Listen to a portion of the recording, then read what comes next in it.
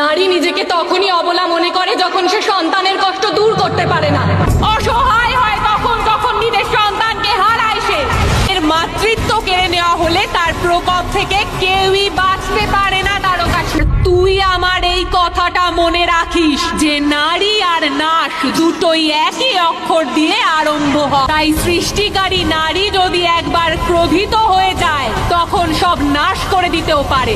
আর মমতাময়ী মা যদি কোনো কারণে ক্ষিপ্ত হয়ে ওঠে তাহলে সে প্রাণ নিতেও পিছপা হয় না।